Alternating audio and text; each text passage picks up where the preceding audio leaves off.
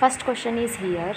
TGT के question discuss करेंगे कि राग काफ़ी जो है उसकी जाति क्या है, षाडव संपूर्ण, संपूर्ण संपूर्ण, षाडव षाडव या फिर ओडव ओडव। इन दोनों में से कौन सा ऑप्शन, चारों में से कौन सा ऑप्शन सही होगा कि काफ़ी की जाति क्या है, षाडव संपूर्ण है, संपूर्ण संपूर्ण है, षाडव षाडव है या फिर ओडव ओडव।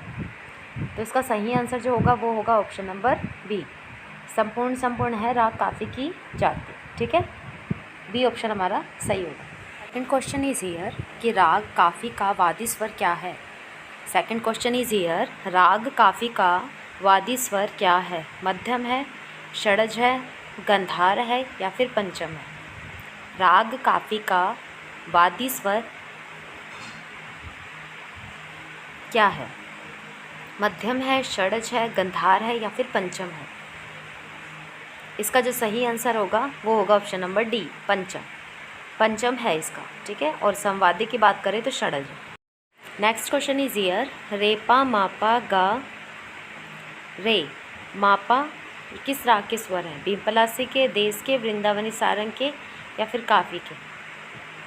रेपा मापा गा कोमल रे मापा ये किस राग के स्वर हैं, भीमपलासी के, देश के, वृंदावनी सारंग के या काफ़ी के। क्योंकि इसमें जो गा ऊपर इंडिकेट कर रहा है तो ये किसको इंडिकेट कर रहा है, कोमल स्वर को। गा जो है कोमल स्वर को इंडिकेट कर रहा है। तो आपको बताना है कि इसका सही आंसर क्या आएगा। तो इसका जो सही आंसर है वो है ऑप्शन नंबर डी।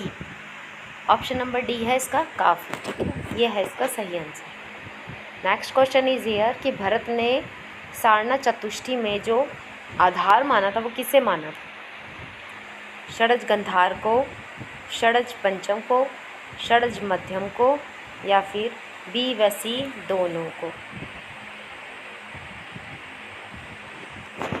भरत ने सारना चतुष्टय में किसे आधार माना था, षडज गंधार को, षडज पंचम को, षडज मध्यम को या फिर बी व सी दोनों को।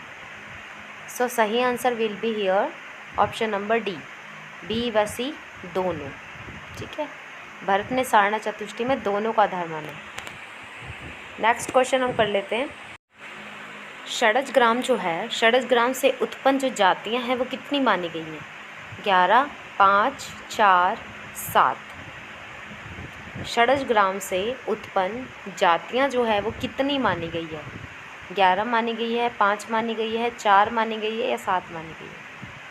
देखो, षडज ग्राम से अगर उत्पन्न शुद्ध जातियों की बात करते हैं तो 3 आती है, 4 आती है। ठीक है, और अगर विकृत जातियों की बात करते हैं तो 3 आती है। तो अगर हम इसमें सही आंसर देखें तो क्या होगा, ऑप्शन नंबर डी। कितनी आएंगी, 7।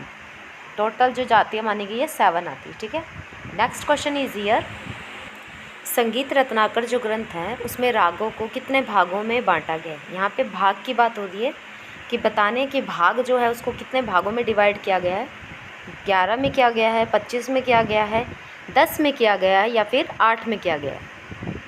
संगीत रत्नाकर में रागों को कितने भागों में बांटा गया है, 11, 25, 10 और 8। What will be the right answer? Maybe everybody is familiar with these questions. That is not one new. So what will be the right answer? Option number C. ठीक है, C होगा, 10 भागों में बांटा गया। Next question is here, Bhatkhande ji के अनुसार जिन स्वर के नीचे आड़ी रेखा खींची गई है वह कौन सा स्वर माना गया है। भातखंडे जी के अनुसार जिस स्वर के नीचे आड़ी रेखा खींची गई है वह कौन सा स्वर माना गया है, तीव्र स्वर, शुद्ध स्वर, तार स्वर या फिर कोमल स्वर। भातखंडे जी के अनुसार जिन स्वरों के नीचे आड़ी रेखा खींची गई है वह कौन सा स्वर माना गया, तीव्र स्वर आता है क्या, शुद्ध स्वर है, तार स्वर है या फिर कोमल स्वर है।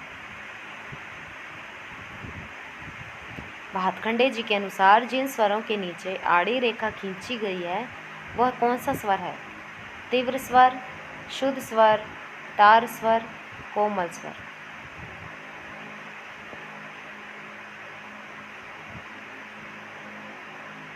सही आंसर होगा इसका ऑप्शन नंबर डी, कोमल स्वर। ठीक है, नेक्स्ट क्वेश्चन इज हियर, किसी स्वर के ऊपर अगर कोई चिन्ह दिया गया हो, कोई स्वर दिया गया हो, ठीक है, किसी स्वर के ऊपर अगर कोई स्वर दिया गया है तो वो क्या कहलाएगा? कर्ण स्वर, मुर्की, मीड़ या फिर इनमें से कोई नहीं। मुर्की का तो हमें पता है कि एक बार में जल्दी से स्वरों को गाना मुर्की होती है। मीड़ क्या होती है कि जब हम ऊपर एक चंद्र का चिन्ह देते हैं, ऊपर जहाँ हम चंद्र का चिन्ह देते हैं दैट इज़ मीड़। और कर्ण स्वर तो हमको पता ही है कि अगर किसी स्वर के ऊपर कोई छोटा सा स्वर दिया गया है तो वो क्या होता है? कर्ण स्वर होता है। तो अगर हम इसमें सही आंसर प्रेफर करते हैं तो मुर्की नहीं होगा, इसका आंसर होगा कर्ण स्वर। ठीक है, option A will be the right answer. Next question is here. स्वर के ऊपर जैसे कि हम देखें अर्धचंद्राकार जो चिन्ह होता है उसको क्या कहते हैं? मीड़ कहते हैं, गमक कहते हैं, जमजमा कहते हैं, कृतघन कहते हैं।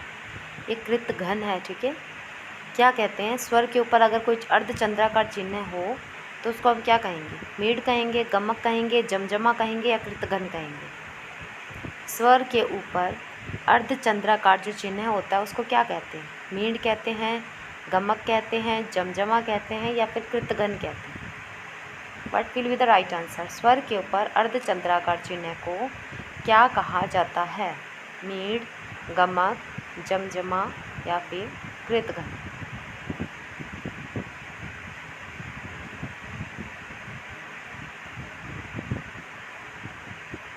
स्वर के ऊपर अर्धचंद्राकार चिन्ह को क्या कहा जाता है?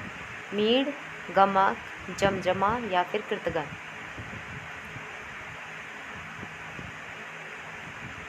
इसका जो सही आंसर होगा वो होगा ऑप्शन नंबर ए। स्वर के ऊपर जो अर्धचंद्राकार जो चिन्ह होता है उसको मीड़ कहते हैं। ठीक है, नेक्स्ट क्वेश्चन इज हियर।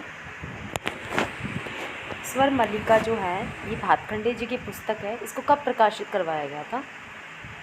स्वर मल्लिका जो कि भातखंडे जी द्वारा लिखित पुस्तक है, इसको कब प्रकाशित करवाया गया था? 1930 में, 1920 में, 1910 में या फिर 1954? स्वर मल्लिका को कब प्रकाशित करवाया गया था? 1910, 1930, 1920 या 1954? What will be the right answer of this question? स्वर मल्लिका जो है उसको कब प्रकाशित करवाया गया?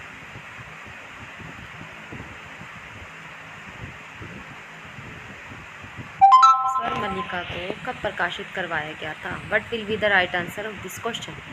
1930, 1920, 1910 या फिर 1954? क्या आंसर सही होगा इसका? ऑप्शन नंबर सी, 1910 में स्वर मल्लिका को क्या करवाया गया? अभी प्रकाशित करवाया गया था। ठीक है, थैंक यू सो मच। अगर आपको ये वीडियो अच्छी लगी है तो प्लीज़ लाइक करना, शेयर करना and please subscribe to my channel also. Thank you so much.